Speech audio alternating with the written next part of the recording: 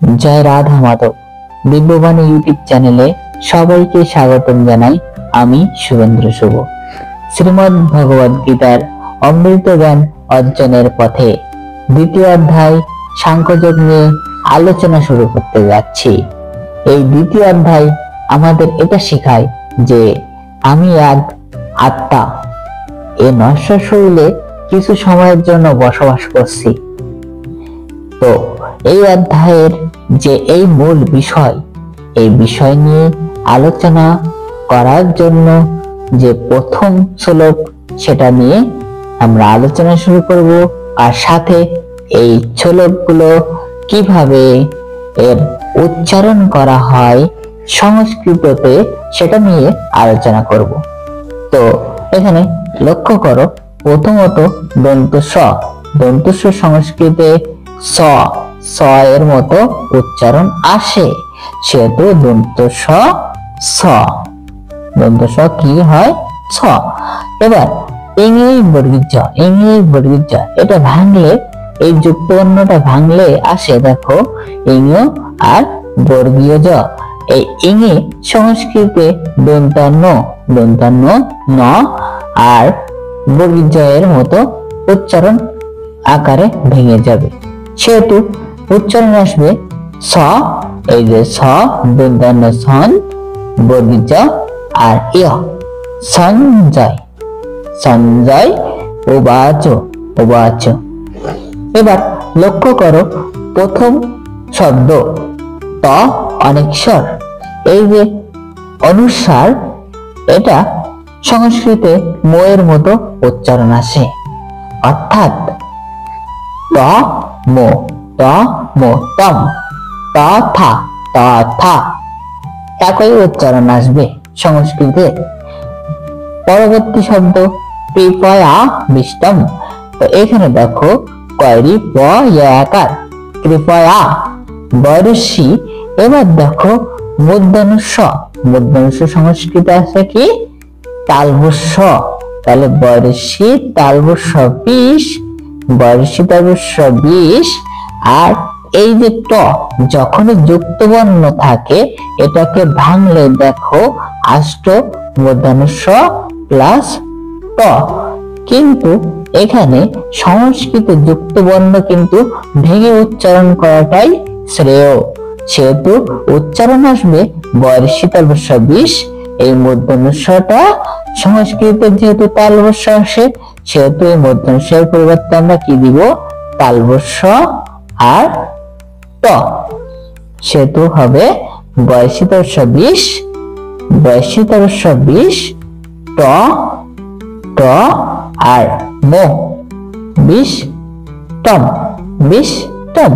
এবার দেখো, লক্ষ্য করো, এখানে মো এর নিচে হসন্ত দিয়েছি, অর্থাৎ কোন ব্যঞ্জন বর্ণের পরে, অর্থাৎ ব্যঞ্জন বর্ণের নিচে যদি হসন্ত থাকে, সেহেতু তার সাথে যে স্বরবর্ণ, এখানে দেখো মো এর নিচে যদি এখানে দেখো মো শব্দের সাথে কিন্তু এই বর্ণের সাথে কিন্তু হসন্ত নিয়ে যাচ্ছি, অর্থাৎ এর পরে যে অ যুক্ত বর্ণ ছিল একটা, এই ব্যঞ্জন বর্ণের সাথে যে স্বরবর্ণ ছিল অ, সেটা আলাদা হয়ে অ তালবস্য র ফলা রস্যু, তাহলে উচ্চারণ আসে কি হয়? অ তালবস্য র ফলা রস্যু, অশ্রু পূর্ণা। এবার দেখো পয় দীর্ঘ, তো উচ্চারণ আসে পয় দীর্ঘ। এই যে রেপ, এই রেপটা উচ্চারণ আগে আসে পুর, পয় দীর্ঘরা পুর, মধ্যাহ্ন আকারে না, অশ্রু পূর্ণা। এবার দেখো কুলেক, এখানে করসু লয়কার ক্য, কুলেক, তো উচ্চারণ দেখো কি হবে? করসু লয়কার। এবার দেখো যে ক্য যুক্ত বর্ণ ভাঙলে উচ্চারণ আসে সংস্কৃত, এটাকে ভেঙে উচ্চারণ যে যুক্ত বর্ণটা থাকে, কি আসে? যুক্ত বর্ণটা কি আসে? ক যোগ মূর্ধন্য স, এটাই তো ক্য আসে না? তো এখানে ক থাকবে, আর মূর্ধন্য স যেহেতু তালবস্য, সেহেতু মূর্ধন্যস্বর জায়গায় আমি কি রাখতে হবে? তালবস্য। মূর্ধন্যস্বর জায়গায় উচ্চারণ কি হবে? তালবস্য। তাহলে উচ্চারণ আসে করসু লয়কার ক, কুলেক। কুলেক। এবার যে তালবস্য, তালবস্য মূর্ধন্য ম, সনম।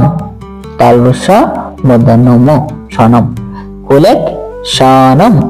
কারণ এখানে দেখো যুক্ত বর্ণ সবসময় ভেঙে উচ্চারণ করতে বলেছি, তো এখানে দেখো ক আর তালবস্য আলাদা হয়ে গেল। কুলেক সনম। পরবর্তী লাইন দেখো বিশিদন্তম। এখানে দেখো বয়রসি, বয়রসি মূর্ধন্যস্ব তালবস্য। তাহলে কি আসে?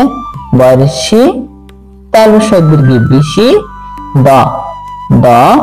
এবার দেখো এখানে লক্ষ্য করো দন্তান্বয়, যখনই দন্তবর্ণ থাকবে ভেঙে উচ্চারণ করতে বলছি, তাহলে আসে দেখো দ দন্তান্ন দন, দন ত, ত আর মো, দন তম। বেশি দন তম, বেশি দন্তম। এই যে দ দন্তান্বয় মো, দন্তম। এবার দেখো মো এর পরে কিন্তু রস্যিকার আসে। মই রশ্মি উচ্চারণ করি না, মই রশ্মি, রশ্মি। তো ময়ের পরে কিন্তু রশ্মি। ওই যে দেখো এই ময়ের সাথে যে রস্যই রস্যিকার ছিল, এখানে ভেঙে দেওয়ার কারণে সেটা পূর্ণ রস্যই রূপে আসলো। দেখো রস্যই দ, তাহলে আসে রস্যই প্রকারটা রশ্মি। এই রশ্মি প্রকারটা কি হলো? রস্যই হয়ে গেল। রস্যই, রস্যই দ আর এই অনেক স্বর, তাহলে কি আসবে? রস্যই দ, এই অনেক স্বর উচ্চারণ কি? মো। তাহলে আসে রস্যই দ মো, ইদম, ইদম। রস্যই দ মো, ইদম। দেখো বাকার কয় জফলা মো, তাহলে এটা সংস্কৃত উচ্চারণ আসে বাকার, বাকার ক। এবার দেখো বাকার ক আর জ ফলা ছিল, কয়ের পরে জ ফলা ছিল, জ ফলা অন্ত জ বা জ ফলা, এটা এর উচ্চারণ আসে রস্যই য়, রস্যই য়, রস্যই য় বা রস্যই য় বা রস্যই প, রস্যই প।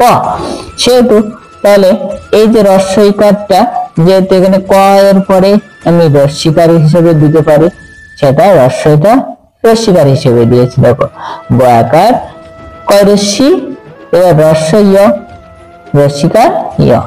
তাহলে বয়াকার কয় রস্যি, বয়াকার কয় রস্যি য়, য় আর এই মো, বাক্যম উচ্চারণ আসে বাক্যম। উবাচ, উবাচ একই, উবাচ, উবাচ। মধু, ম ধরস্য মধু, একই উচ্চারণ আসবে মধু। এবার দেখো দ্বন্দ্বস্বয় দীর্ঘ, দ্বন্দ্বস্ব সংস্কৃতে কি আসে? ছ। দ্বন্দ্বস্ব সংস্কৃতে কি আসে? ছ। তাহলে ছয়, এখানে দীর্ঘটা কাটতে আসলো, ছয় দীর্ঘ দ দন্তান্ন। এবার দেখো এই যে বিসর্গ, বিসর্গটা সংস্কৃতে আসে, বিসর্গের উচ্চারণ আসে হ, হ। তাহলে সু ছয় দীর্ঘ দ দন্তান্ন হ, সুদান হো, সুদান, সুদান। এটা এরকম উচ্চারণ আসে সুদান, মধুসূদন, এরকম উচ্চারণ আসে। তাহলে এটা উচ্চারণটা এবার একটু লক্ষ্য করো কেমন হয়। তো তম তথা কিপয়া বিষ্টম অশ্রুপূর্ণা কোলেক্ষণম বিশিদন্তম ইদং বাক্যম উবাচ মধুসূদনঃ। তাহলে এটা আবার একবার লক্ষ্য করো।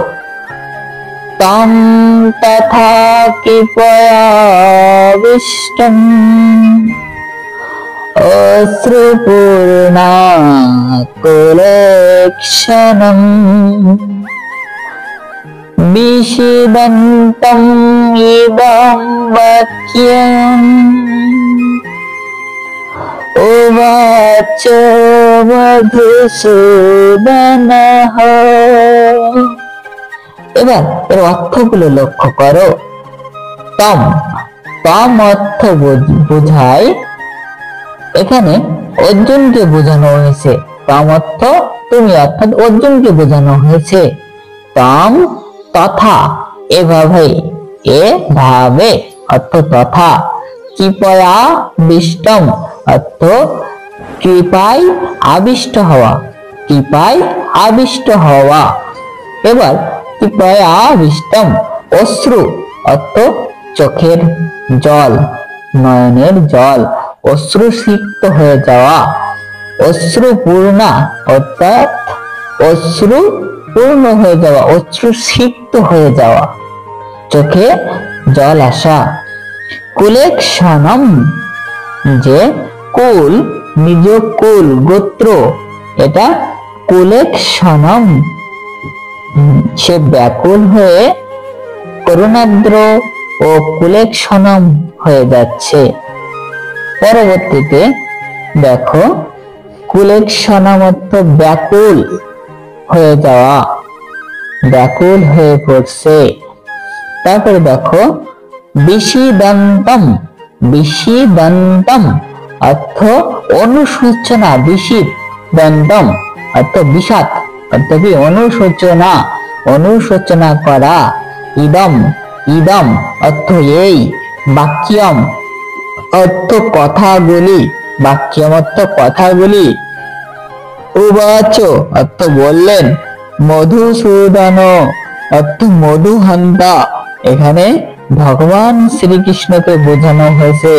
মধুসূদন ভগবান শ্রীকৃষ্ণের আরেক নাম।